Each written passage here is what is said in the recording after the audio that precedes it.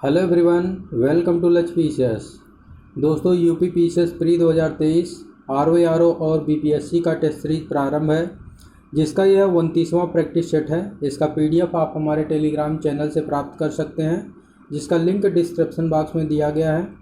इसका प्लेलिस्ट भी बना दिया गया है, जहां प्रैक्टिस सेट नंबर 1 से लेकर के अभी तक आप क्रमबद्ध तरीके से प्रैक्टिस सेट सॉल्व कर सकते हैं।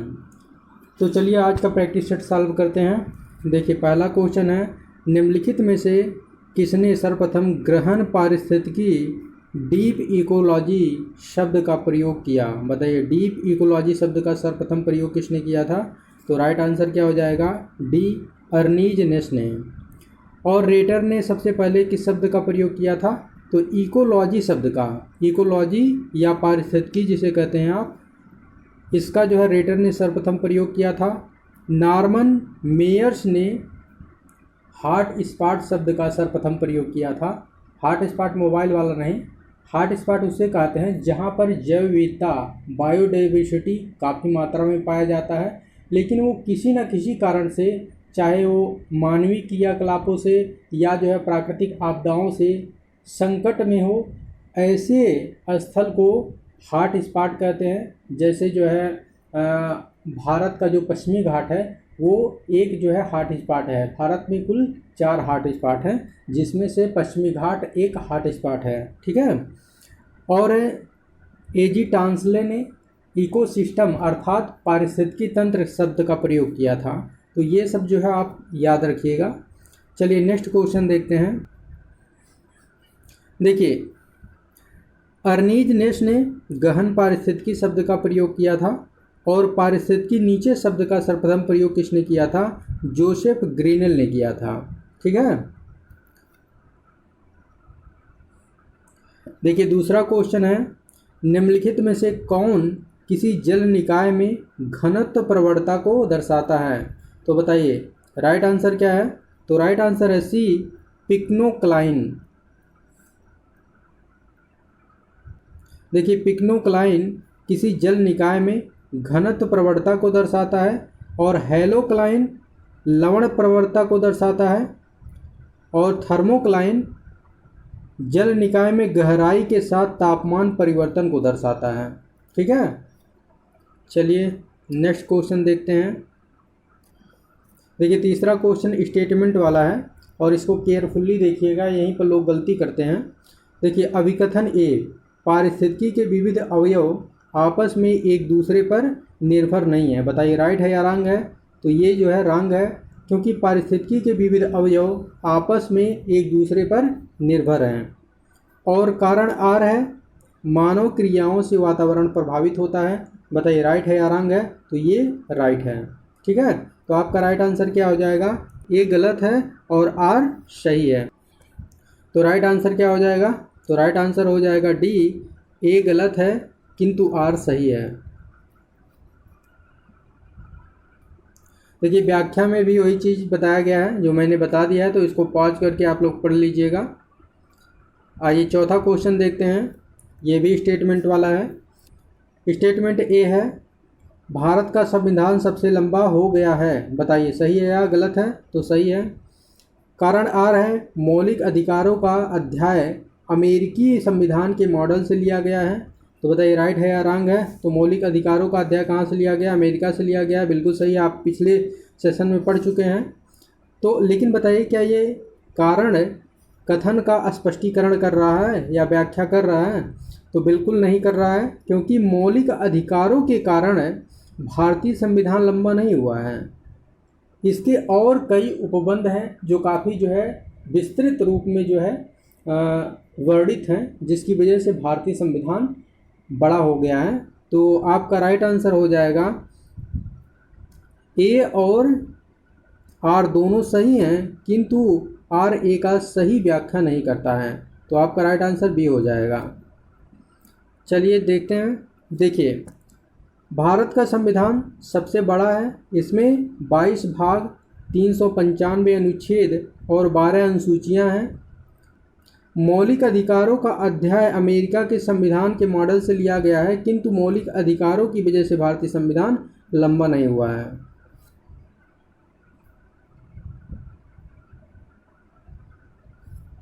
5वां क्वेश्चन है, निम्नलिखित में से कौन एक सही सुमेलित नहीं है? बताइए कौन सही सुमेलित नहीं है? तो देखिए, नागरिकता संविधान का भाग 2, बिल्कुल ये सही सुमेलित है। बी, मौलिक अधिकार संविधान का भाग 3 में है मौलिक अधिकार, ये भी सुमेलित है। मौलिक कर्तव्य संविधान का भाग 6A में नहीं है, 4A में है, 4A में है। तो ये वाला जो है असुमेलित है। तो आपका राइट आंसर हो जाएगा सी। और राज्य किस भाग में है? तो भाग 6 में राज्य का उल्लेख किया गया है। और यदि संघ की बात करें तो संघ का उल्लेख कहाँ है? तो संघ का उल्लेख है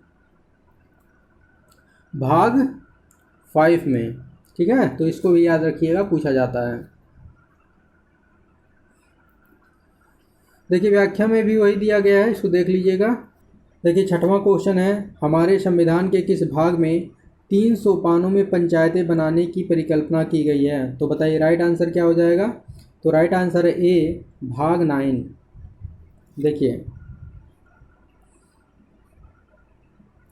देखिए, पंचायतों का जो गठन किया गया है वो 73वें संविधान संशोधन अधिनियम 1992 के तहत। लेकिन इसे कब लागू किया गया था? तो 24 अप्रैल 1993 को इसे लागू कर दिया गया है। इसी वजह से 24 अप्रैल को राष्ट्रीय पंचायती राज दिवस के रूप में मनाया जाता है। और इसी के तहत भाग 9 को जोड़ा गया है, जिसमें उल्लेख किया गया है कि पंचायतों में 3 सोपानों का जो है गठन किया जाएगा। वो 3 सोपान कौन कौन से होंगे? एक ग्राम स्तर होगा, एक जो है मध्यवर्ती से खंड स्तर को बोला जाता है, ब्लॉक स्तर, और तीसरा जिला स्तर। लेकिन यहाँ ये भी उल्लेख किया गया है कि जिस राज्य की जनसंख्या 20 लाख से कम होगी वहाँ पर मध्यवर्ती स्तर अर्थात ब्लॉक स्तर की पंचायतों का गठन नहीं किया जाएगा।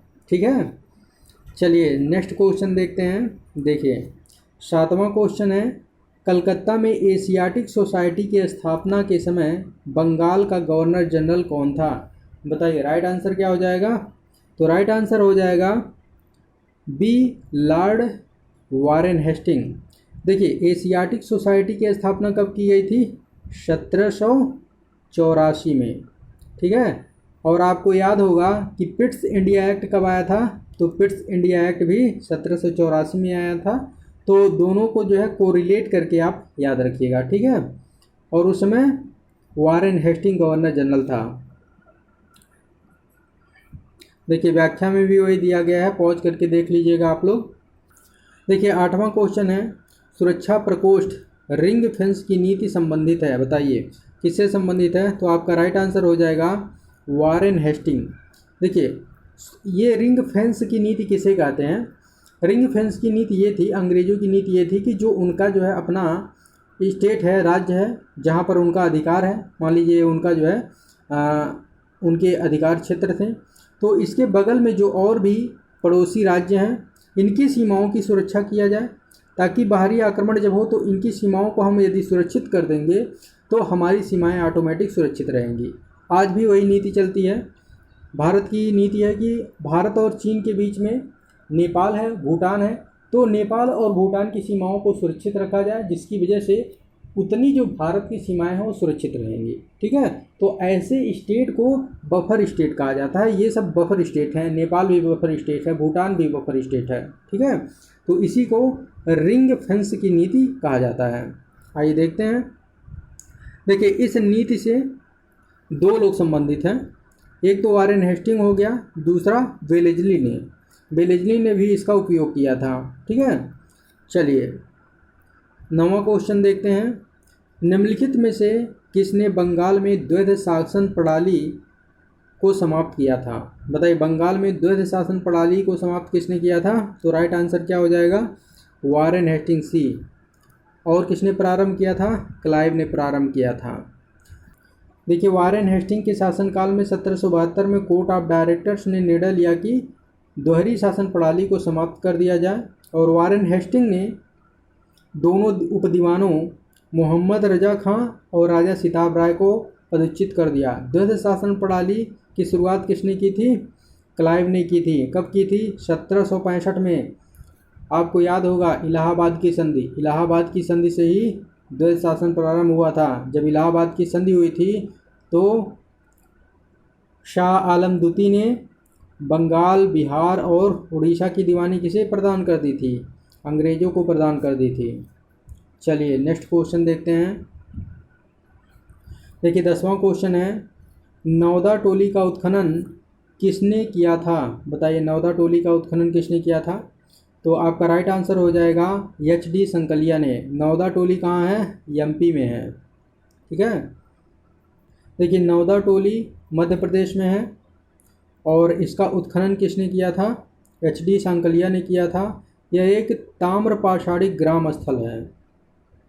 चलिए कल के प्रैक्टिस सेट का रिवीजन कर लेते हैं। भारत की निम्नलिखित में से कौन सी जनजाति प्रोटो ऑस्ट्रेलाइज प्रजाति से संबंधित है? तो बताइए राइट आंसर क्या हो जाएगा? राइट आंसर है सी, संथाल। दूसरा क्वेश्चन है, भारत की जनजाति दिवाली को शोक के त्यौहार के रूप में मनाती है। बताइए भारत की कौन सी जनजाति दिवाली को शोक पर्व के रूप में मनाती है? तो आपका राइट आंसर हो जाएगा डी, थारू। देखिए संताल जो है बिहार की सबसे बड़ी जनजाति है और थारू उत्तराखंड की, और उत्तर प्रदेश की सबसे बड़ी जनजाति कौन सी है? गोंड है। तो इसे याद रखिएगा, महत्वपूर्ण तथ्य हैं। देखिए तीसरा क्वेश्चन है, पृथ्वी की जुड़वा बहन कहे जाने वाले ग्रह का क्या नाम है? बताइए राइट आंसर क्या है? राइट आंसर है बी, शुक्र। शुक्र को सांझ और भोर का तारा भी कहते हैं और यह सबसे चमकीला ग्रह है। बुध सौरमंडल का सबसे छोटा ग्रह है और पृथ्वी सौरमंडल का सबसे बड़ा ग्रह है। मंगल को लाल ग्रह कहते हैं, रेड प्लैनेट कहते हैं। देखिए चौथा क्वेश्चन है, एक जीवधारी के रूप में पृथ्वी का वैज्ञानिक नाम है? बताइए।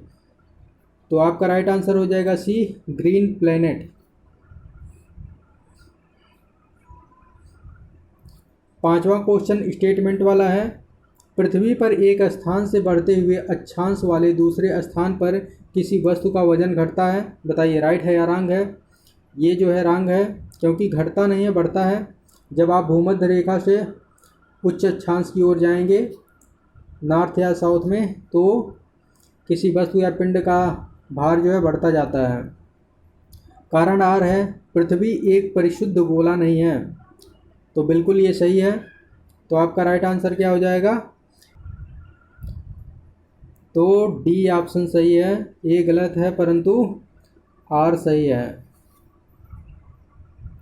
देखिए छठवां क्वेश्चन है, खमीर एक उदाहरण है। बताइए खमीर किसका उदाहरण है? तो आपका राइट आंसर हो जाएगा कवक। और मशरूम भी कवक का उदाहरण है, याद रखिएगा। ये सब आप लोग पढ़ चुके हैं तो रिवीजन करते रहिए। देखिए सातवां क्वेश्चन है, कपास का प्रमुख घटक है। बताइए कपास का प्रमुख घटक क्या है? तो सेलुलोज है। आठवां क्वेश्चन है, लाइकेन मिश्रित जीव है जो बने होते हैं। बताइए लाइकेन किससे बना हुआ है? तो कवक और शैवाल से बना हुआ है। कवक क्या करता है? कवक खनिज और जल शैवाल को प्रदान करता है और शैवाल क्या करता है? खाद्य पदार्थों का संश्लेषण करके कवक को प्रदान करता है। तो दोनों एक दूसरे से लाभान्वित होते हैं, जिसे सहचर्य संबंध बोला जाता है। नौवां क्वेश्चन है, हेरोइन प्राप्त होता है। बताइए किससे प्राप्त होता है हेरोइन? पोस्ता से प्राप्त होता है।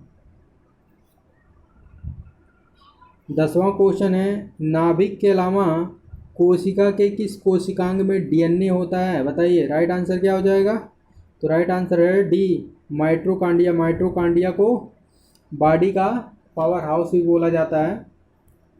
और डीएनए कहाँ कहाँ पाया जाता है? एक तो नाभिक हो गया, दूसरा माइटोकॉन्ड्रिया हो गया, तीसरा क्लोरोप्लास्ट जो कि पौधों की कोशिका में पाया जाता है।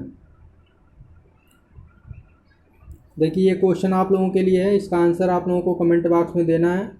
मिलते हैं नेक्स्ट वीडियो में, तब तक के लिए जय हिंद जय भारत।